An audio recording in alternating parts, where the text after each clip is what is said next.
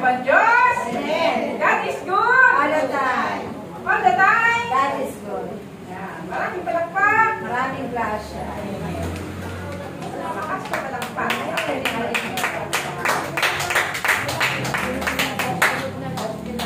Ang pamumunga ba ng mabuti ang masamang punong kahoy? Makakapamunga ba daw ng mabuti? Eh, siyempre, pag masama ang puno, masama ang bunga. Pero, totoo naman yun, di ba? Yung puno, makikilala natin kung anong puno yun sa pamamagitan ng bunga. Amen? Purihin po natin ang ating Panginoon. Para ba tayo magiging mabuti? Sabi nga, sa pakikinig natin ng mabuting balita, sa pakikinig natin ng sa mga gawain ng ating Panginoon, unti-unti na natin na nakikilala ang ating sarili. Amen? Unti-unti na sumasalin sa mabuti. Mabuting gawa, unti-unti na nagiging mabuti ang ating mga ginagawa. Talagang nakagagawa na tayo ng mabuti kahit pakunti-kunti lang. No? Sa pananalita, nababago na ba? Amen. Sabihin, nagbubunga. Nakikita na yung bunga. Bandang muli, sasabihin ng ating Panginoon ng mga ibang nakakakita sa atin, ay, mabuting puno. Bakit? Puro mabuti na ang naririnig natin sa kanila. Sa gawa, sa salita, sa gawa at sa pamumuhay natin. Ganun na rin yun, di ba? Kasi sabi nga, kung tayo ay puno ng kasamaan ng ating puso, siyempre pag nagtasalita tayo, hindi kasamaan, di ba? Kasi mahirap naman yung masama, yung nasa puso mo, pero ang lumalabas ang bibig mo ay kabutihan, di ba? Sabi nga, nagsasalita ka, sigaw. Walang silbi, no? Nangingilabot, di ba? Nangingilabot. Sabi nga, yung tawagin lang daw natin ng Panginoon, Panginoon, tumawag lang tayo ng Panginoon at hindi naman natin sinusunod ang ating Panginoon, mararamdaman mo sa isang taong ganyan yung hindi bagay. No? Napapansin niyo ba yun? Parang hindi bagay na tumawag ng Panginoon. Pero kung isinasabuhay daw natin yung kanyang mga salita, tunay na sabi nga hindi pwedeng walang mababago sa atin. No? Unti-unti na tayo nagbabago. Ibig sabihin, nagbubunga na tayo ng mabuti. Amen? Pag mabuti ang bunga mo, papapakinabangan ka na ng kapwa.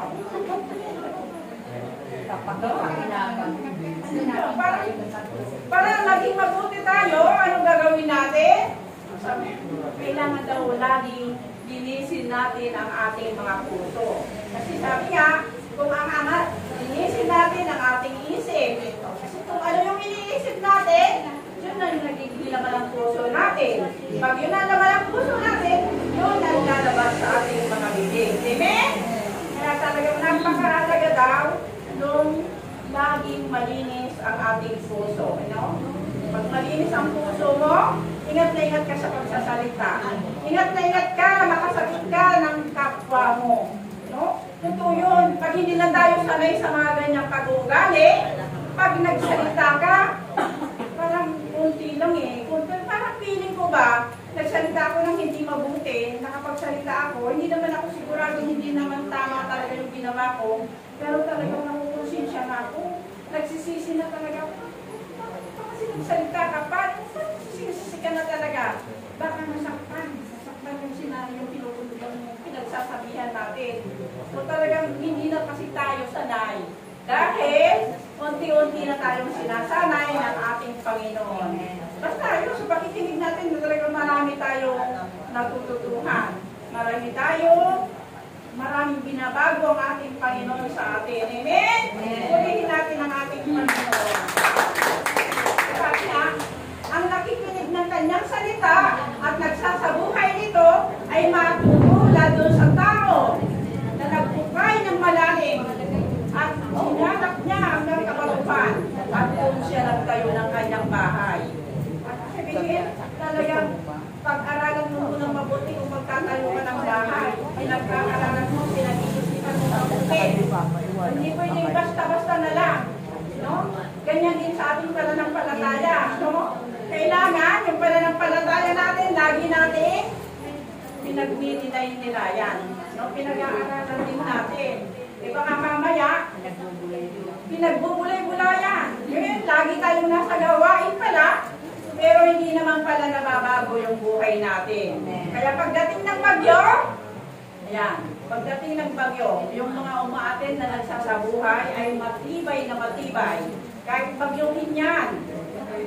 Ng mga problema sa buhay, hindi na natitinag. Hindi na natitinag yan. Bakit? Kasi tumibay, pinatibay na siya ng ating Panginoon. Dahil sa ating pagsunod, pakikinig at pagsunod. Amen? Ulihin natin po ang ating Panginoon.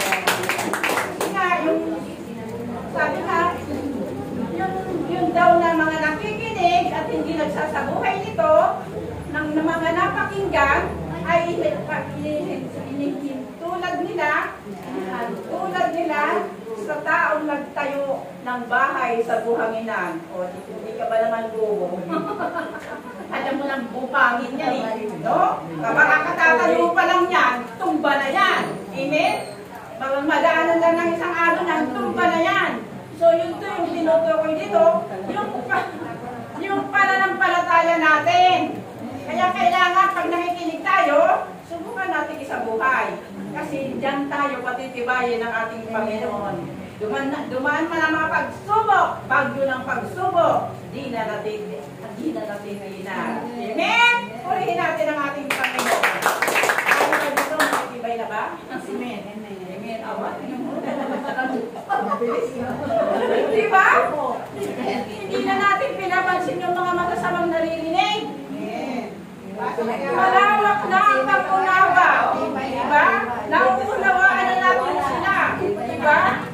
O, lagi na tayong nakahandang magpatawad. Kung may nagkakamali, nagkakasala, nakahanda na ba tayo? Sabi nga niba, di ka pa nga nagkakasala, nandun ang pagpapatawad namin. Bakit? Kasi nakahanda ka ng laging magpatawad. Amen? Naka-reserve na. O, di ka makakutin sa pagpapatawad. Kaya nagkakasala ka pa lang, andun na, nakakapalan ng mga ano ba yung tawag yan? Yung mga nagbibigay ng sama ng loob sa atin, napakaswerte naman nila. Bakit? Agad-agad, natatanggap na nila yung pagpapatawad natin. Amen? Purihin po natin ang ating Panginoon. Ayan. Sabi niya, kung gusto natin maging mabuti, kung ano ba yung gusto natin maging mabuti, tayo rin ang gagawa noon sa sarili natin. Sabi nga ng asawa ko noon, bumatin pa kami ng gawain sa PICC, pagdating namin gabi-gabi na, o kaya madaling araw na, kakatong ng pinto. Nag-iinit ng ulo kasi nagising na yung kapitbahay, yung mga anak ko na kinakatok namin, hindi pa nagigising. Mainit ng ulo. Sabi ko, hindi pwede na ang mga anak natin ang mag-a-adjust para sa atin para tayo ay maging banal. No? Tayo yung nakikinig ng salita ng Diyos, kailangan tayo ang magsasabuhay para tayo ay maging banal. Dahil ang sabi ng ating Panginoon, magpakabanal kayo sapagkat ako'y banal. Diba? O, kung hindi naman tayo nagpapakabanal dito, sabi hindi naman tayo nagbabago dito, kung makakapasok pa tayo sa kaharian ng langit, o, diba? Hindi tayo makakapasok.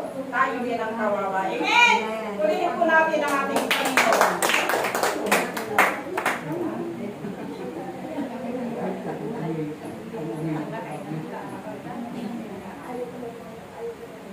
Sabihin tayo yung yan.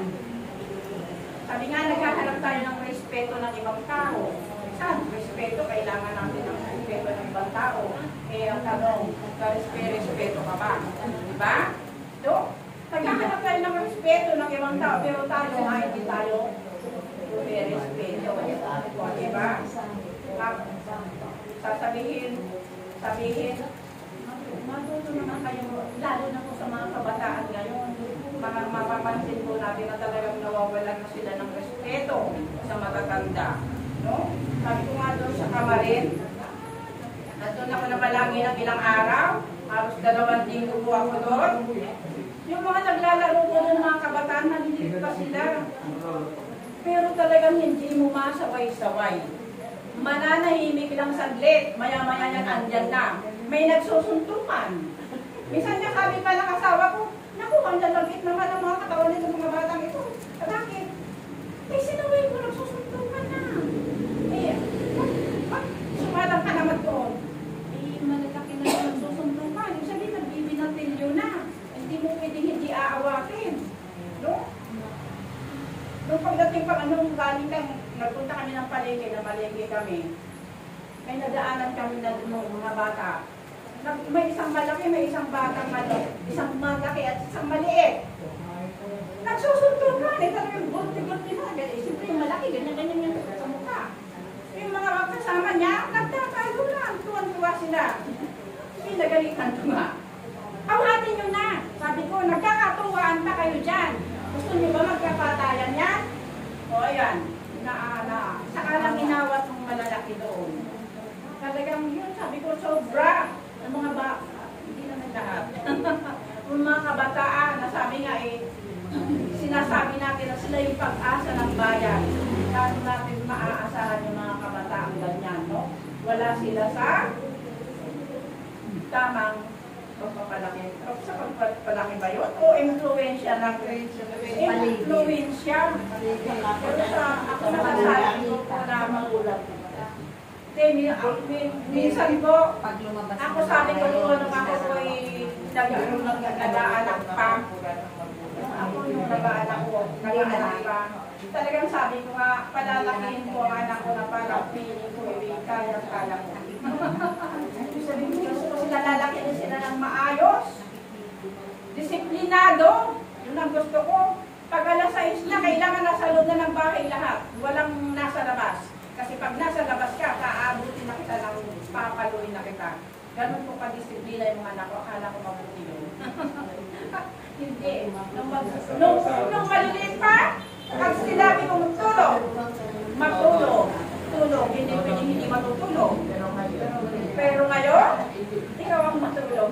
Matulog. Diba? Nung lumaki na, wala na. Hindi na. Lalo na nasa labas. Pupunta doon sa school, ng high school niya, kahit sa school nila. Eh, yung mga maganda yung eskwelahan na yun, sa Francisco School dati. Ngayon yata wala na yun. Eh, pag may panahon niya, napapupuntahin yung mga magulang doon, at kumustahin mo yung anak mo sa kanila. Sa sir, kakausapin mo sila. O, kumusta naman po yung anak ko, sir? Ayan, okay naman yung anak mo. Nababarkada yata, minsan hindi umuwi. Ay, huwag kang mag-alala, mababait yung barkada niya. Ganyan pa yung teacher. Kilala ko, si ganito. Oo nga, yun nga po. So, naiibsan yung aking pag-aalala. Diba? Kaya, ibig sabihin, dinisiplina mo yung anak mo, tinuturuan mo yung anak mo, pero nung tumanda na, hindi mo na kaya. Hindi mo na kaya. Ikaw ang kapita. Sabi ko nga nung malila pa, karay-karay ko sila, punta kami ng army, ang dami na nisunod-sunod yan, pati mga kapitbahay natin, mga anak, may gawain sa akin, yan sila na kasunod dyan, madilim. Pero tuloy-tuloy ang dalo namin dyan, mga anak ko kasama ko yan. Pero nung lumaki na, nahihiya nang pumunta sa gawain. Ayaw na talaga, kaya wala talaga tayong magagawa. No? Talagang ang lakas nga ng kalaban. Pero sabi nga, kaya nga tayo nandito. Napakaswerte nila. Nandito tayo. Yan sa pamamagitan natin, sa pamamagitan ng pananalangin natin, sila ay sabihin, naiuunay natin sa pamagitan ng ating panalangin na kaugnay tayo sa Diyos at ang Diyos naman ang bahala sa kanila. Amen? Purihin natin ang ating Panginoon.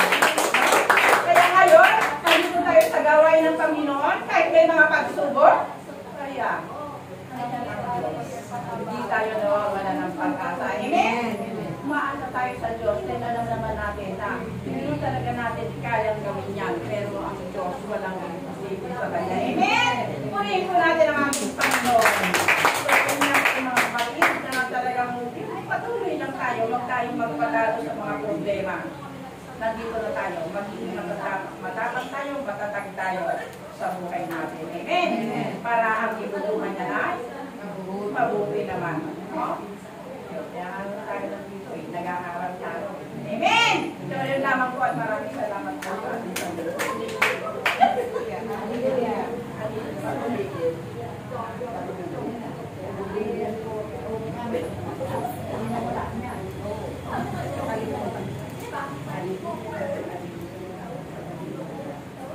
Kaya, aking mga pagkatatandaan ninyo lang, ang lahat ng inyong mga pagkukulin na nararapat ninyong gampanan, ang lahat ng inyong mga pananagutan sa Diyos malo sa kapwa ninyo, inyong ganapin sa inyong mga buhay. Mahirap man kung minsan, subalit magmakaawa kayo sa Diyos na ang lahat ng yan ay inyong mapagtagumpayan. Dahil ang kasunod niyan ay biyaya, siksik na pagpapala na nagmula sa kanyang kalakihan. Magsumigaw tayo. Tayo yung inaasahan ng ating Panginoon na magdadala sa mga kabataan ito sa kanyang paanan. Amen? Yun. Bahala na si Lord. Sir, sabi nga, huwag tayong titigil. Huwag tayong titigil ng pananalangin. Pagsusubaron natin sa ating Panginoon na talagang sila ay hibuin ng ating Panginoon. Darating ang araw at idarating ko na sila ay hibuin at babaguhin ng ating Panginoon. Yun lamang po. Amen. Amen. Pakinggan po natin talaga